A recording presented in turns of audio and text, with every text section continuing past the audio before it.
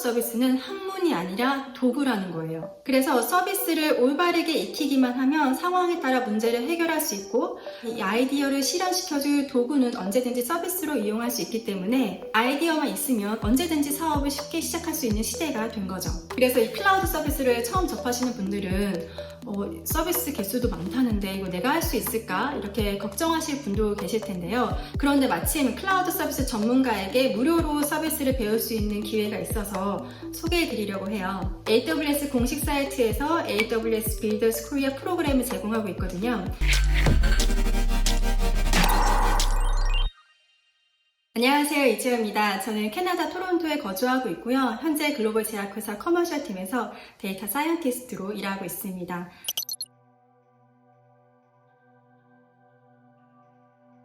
제 배경에 대해서 조금 더 말씀드리자면 저는 한국에서 외국계 홍보회사에서 일을 했었어요. 그런데 30살에 커리어를 바꿔보고자 다시 통계학을 공부를 하고 그 뒤로 데이터 사이언티스트로 일을 하고 있습니다. 제가 취업 준비하고 일을 시작한 게 2017년도였어요. 그때 당시 제 기분이 이제까지 뭔가를 공부를 열심히 한 것 같은데 앞으로 어떤 거에 더 집중을 해서 공부를 해야 할까? 아니면 뭘 더 시작을 해야 될까? 그런 거에 대한 궁금증이 있었어요. 그런데 2018년도에 회사에서 이제 클라우드 서비스로 이동을 하려고 이렇게 준비하던 중에 있었는데 자연스럽게 저도 이제 클라우드 서비스를 배울 수 있게 되었습니다. 그때 클라우드 서비스를 사용하면서 굉장히 놀랐어요. 왜냐하면 보통은 이제 IT 해주시는 분들께서 제가 일할 수 있는 환경을 세팅해 주시면 저는 그 세팅된 환경에 들어가서 제가 해야 할 일만 하면 됐었거든요.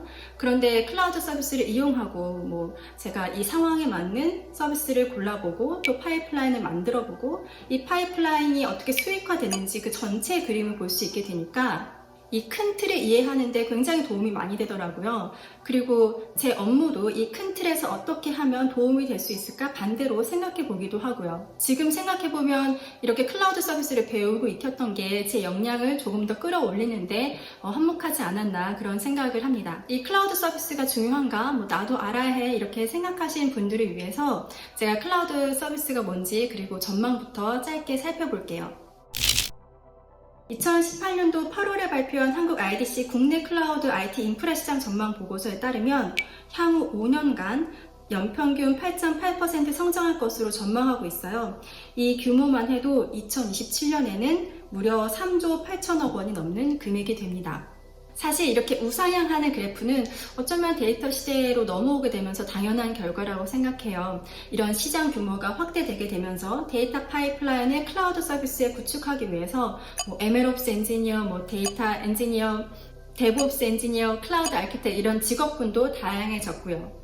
클라우드 서비스를 제공하는 회사가 여러 개 있는데 공정거래위원회에서 작년 12월에 발표한 클라우드 분야 실태조사에 따르면 2019년부터 21년까지 아마존 웹서비스 AWS가 약 70% 내외를 차지하고 있다고 합니다. 회사를 운영하려면 서버도 사야 하고 네트워크 장비도 갖춰야 되고 데이터 센터도 임대해야 되고 보안이며 관리며 여러 가지 신경 쓸 게 많은데요.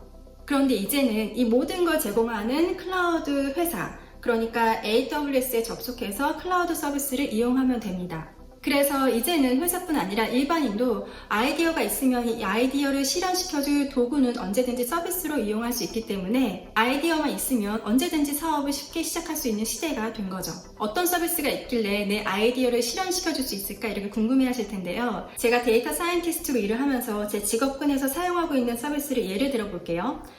이건 데이터 사이언티스트 실전 노트에 소개해드린 내용이기도 합니다. 주말 매출이 중요한 제품이라서 주말에 어느 정도 매출이 발생할지 그 예측값을 금요일 오전까지 상사에게 보고해야 된다고 가정을 해볼게요. 이거를 개인 컴퓨터에서 작업을 한다 치면 금요일 오전까지 보고를 해야 되니까 그 전에 데이터를 받아서 예측 모델에 적용할 수 있도록 데이터 처리도 하고 예측값이 계산되면 이것도 이렇게 그래프를 그려서 상사에게 보고를 해야겠죠.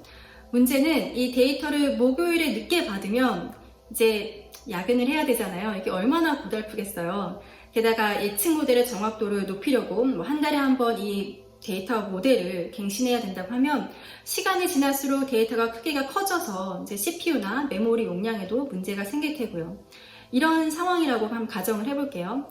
여기서 상황을 요약해 보면 업무가 같은 과정이 반복해서 해야 한다. 그리고 특정한 날에는 모델을 갱신해야 된다가 정도가 되겠어요.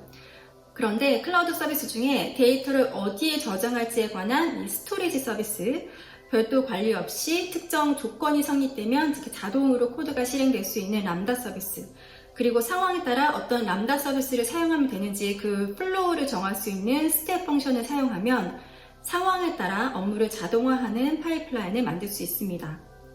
그래서 데이터가 저장되는 그 순간 람다에 있는 코드가 자동으로 실행되면서 결과값을 계산한다거나 특정 날짜가 되면 자동으로 예측 모델을 갱신하게 되는 거죠.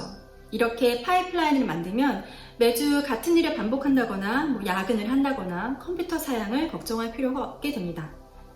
파이프라인을 있으면 이제 여기에 추가로 이제 데이터가 유효한지 확인하는 파이프라인을 넣어볼까? 혹은 상사가 대시보드로 바로 확인할 수 있도록 여기 앱을 한번 만들어 놓는 게 좋을까? 이렇게 이 전체 그림에서 추가적으로 더 퍼즐을 넣을 수 있게 되는 거죠.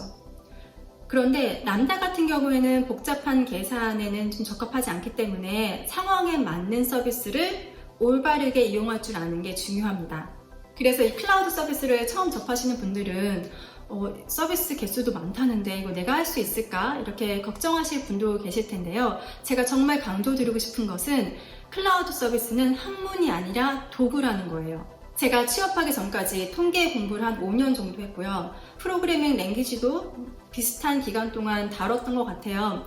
이 클라우드 서비스는 제가 올바른 서비스로 올바른 과정으로 반복해서 익히기만 하면 됐어요. 그러니까 투자한 대비 효율성을 혹은 효과를 봤을 때 클라우드 서비스는 정말 쉽게 사용할 수 있다는 게 가장 큰 장점인 것 같습니다. 그래서 서비스를 올바르게 익히기만 하면 상황에 따라 문제를 해결할 수 있고, 그래서 내가 가진 전문 분야나 역량을 한껏 발휘할 수 있게 되는 거죠. 제 경우 같은 경우에는 다행히 그 전 직장에서 상사가 AWS 전문가여서 제가 쉽게 배울 수 있었는데요. 일반인 분들이라면 전문가에게 배우는 거를 정말 추천드립니다. 그런데 마침 클라우드 서비스 전문가에게 무료로 서비스를 배울 수 있는 기회가 있어서 소개해 드리려고 해요. AWS 공식 사이트에서 AWS Builders Korea 프로그램을 제공하고 있거든요. 이 웹사이트 링크는 설명란에도 적어 놓을게요. 이 프로그램은 클라우드에 관심 있는 한국인들을 대상으로 만들어진 프로그램이고요. 10개의 강연을 보시면 클라우드 서비스가 생소한 참석자들 대상으로 하는 기초과정, 기본 지식을 갖춘 상태에서 모범 사례나 세부 서비스 기능을 살펴보고 실습을 중점으로 하는 기본 과정, 그리고 고급 사용법을 익히는 심화 과정, 고객 사례나 산업군에 따라 이렇게 맞춤형 주제를 다루는 특별 과정으로 이루어져 있습니다. 물론 필요한 세션만 골라 들을 수 있고요. 기초 과정부터 특별 과정까지 모든 세션이 이론과 실습으로 이루어져 있다는 게 가장 큰 장점인 것 같아요. 2023년 11월 6일 월요일부터 11월 10일 금요일까지 5일간 온라인으로 진행이 되는데 무료 강연이지만 실습 같은 경우에는 개인이 직접 실습하기 때문에 이 과정에서 비용이 발생할 수 있습니다. 그런데 이런 서비스를 이용하면 어느 정도 비용이 발생하는지 각 서비스에 따른 비용이 웹사이트에 나와 있어서 내가 실습을 하는데 비용이 얼마 정도 들겠구나 이런 거는 미리 파악할 수 있어요.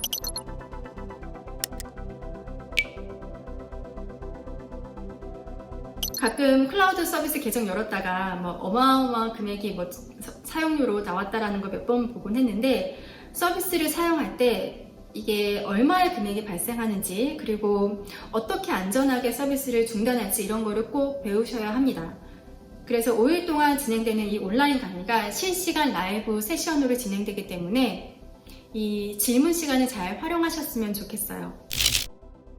제가 세션을 짧게 소개해 드릴게요. 영상을 보시는 분들은 자신의 관심 분야에 맞춰서 세션을 골라 들으셔도 좋을 것 같습니다. 이 처음 두 개는 기초 과정인데요. 그중 AWS 서버리스로 서버 없이 웹 애플리케이션 만들기는 제가 앞서 소개해 드렸던 람다나 API 게이트웨이를 사용해서 웹 애플리케이션을 만들어 보는 세션이고요.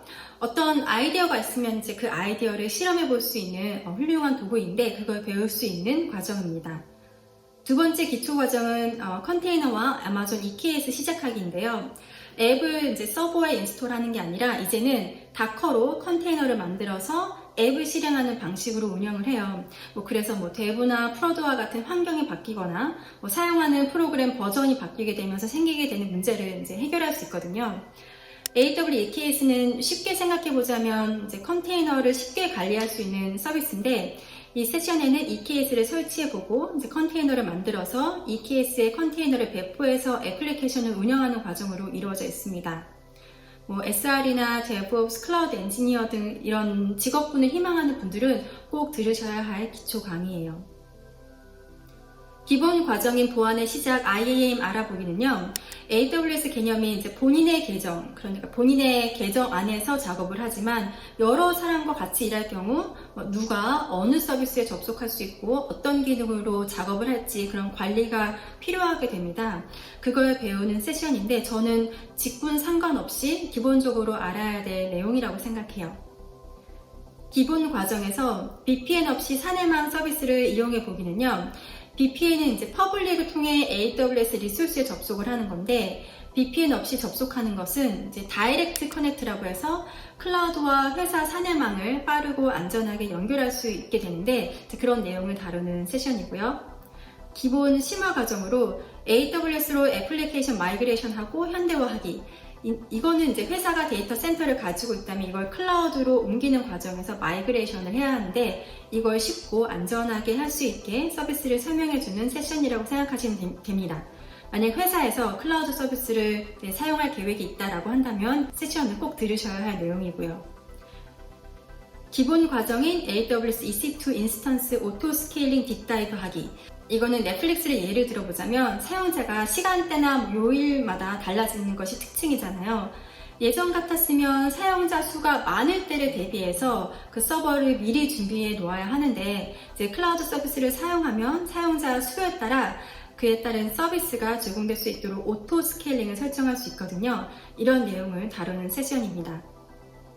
그 외 EKS 특별 과정은요, 이제 서버가 하나일 경우 문제가 생기면 그 로그 파일을 보면서 문제를 해결할 수 있었는데, 이제는 여러 서버, 그러니까 EC2 안에 많은 컨테이너 혹은 많은 애플리케이션이 실행이 되면서 어떻게 컨테이너 간끼리 커뮤니케이션을 안전하게 할지, 또 환경에 따라 시큐리티를 어떻게 적용할지, 여러 개의 컨테이너 중에 어떤 컨테이너가 이제 오류가 생겼을 때 이걸 어떻게 빠른 시간 안에 해결할지 그 모니터링 작업이 필요할 텐데요.